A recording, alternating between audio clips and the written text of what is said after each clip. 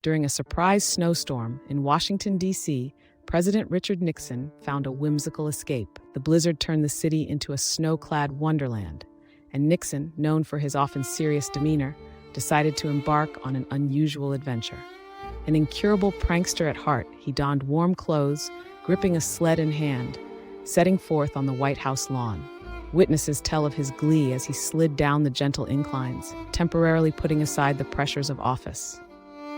This spontaneous sledding escapade reshaped perceptions of Nixon, adding an unexpected and endearing chapter to his presidency beyond the shadows of Watergate.